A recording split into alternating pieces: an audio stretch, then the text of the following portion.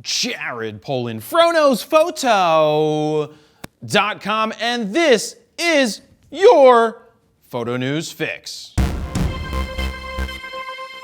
This fix is brought to you by Rode and their 2018 MyRodeReel competition. Video submissions have closed, which means it's now time to vote for your favorite videos. Head on over to bit.ly/Rode18vote to check out all of the submissions and help some filmmakers win some big prizes. And don't forget, actually, that's all I got. Now go get that vote in. First up, DJI has released successors to the Mavic Pro, and guess what it's called? Anyone? Anyone at all? Bueller. The Mavic 2. Since it's called the Mavic 2, DJI decided to release two new drones. There's the Mavic 2 Pro and the Mavic 2 Zoom. The Pro features an all-new 20-megapixel 1-inch sensor camera designed by Hasselblad that includes the HNCS technology, which stands for Hasselblad Natural Color, C-O-L-U-R, Solutions. DJI also decided to slap the Hasselblad logo right on the front of the camera as if that's a selling point. Hey, Dan, that's like slapping a Porsche logo onto a Kia Sportage. Ooh, did you just call the DJI Mavic 2 a Kia? No, it's a Daewoo. The Mavic 2 Zoom, on the other hand, trades the larger 1-inch sensor in favor of a 0.5-inch 12-megapixel sensor and a 2-time optical zoom lens. Somehow, DJI says you can capture 48-megapixel still images by combining 9 separate shots mid-flight. I'd love to see that work in real life. When and where does this real world occur? But the coolest feature I've seen in a long time is the dolly zoom. Hey Dan, can you dolly zoom me right now with our setup? Both Mavic 2s capture 4K video at 100 megabits per second onto the 8 gigs of built-in storage or onto a micro SD card. Now I wonder if they have 2 card slots or just 1. As always, flight times have been extended and it can fly really, really fast in sport mode. If these sound like something for you, you will be able to pick them up for $1449 for the Pro and $1249 for the Zoom. Which one would you rather have, the Pro or the Zoom, and why? Let me know down below. Next up, we have another head scratcher from Nikon.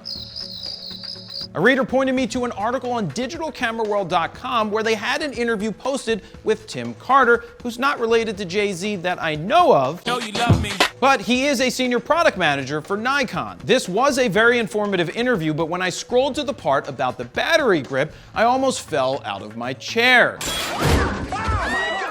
Digital Camera World asked, "There's a battery grip, is that right?" Tim Carter responds, "It's not a grip, it's a battery pack." Just wait, there's more, it gets better. Digital Camera World then asked, "So it doesn't feature a portrait format shutter button?" Tim responded by saying, "No, I don't have a huge amount of details. Basically, we're just announcing that we will be developing a battery pack. It will take 2 batteries and boost, therefore, the battery life of the product. But I don't think it will have a portrait orientation shutter button or a control wheel." This is a joke, right? You ever see that scene in Scanners when that dude's head blew up?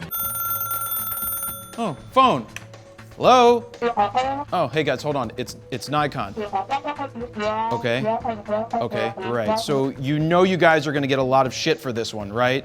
You guys must like leaving stuff out of your new cameras or something. Oh, they hung up on me. Anyway, Nikon just confirmed as of now the battery grip will not have a shutter button. Let me remind you that this is still a development announcement and it's not final. But come on, Nikon, who woke up one morning and was like, "Eureka! I got the greatest idea! I got it!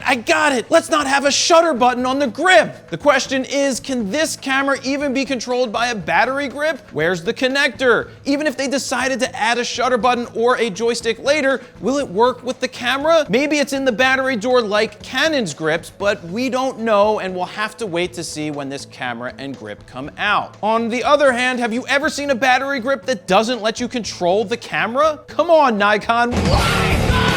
And finally, Canon Rumors has admitted to being wrong. Wrong.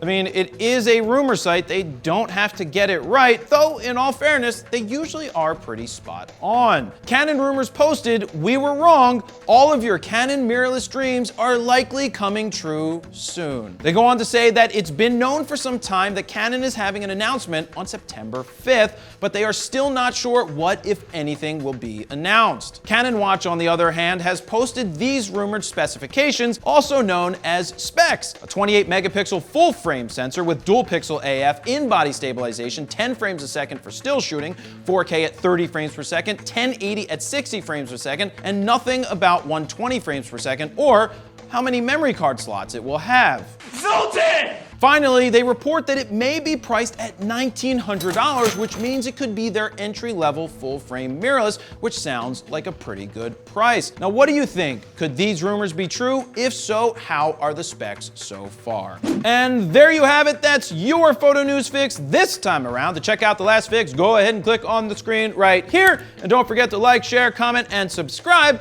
And we'll see you next time. Jared Polin, FroKnowsPhoto.com. See ya. No buttons?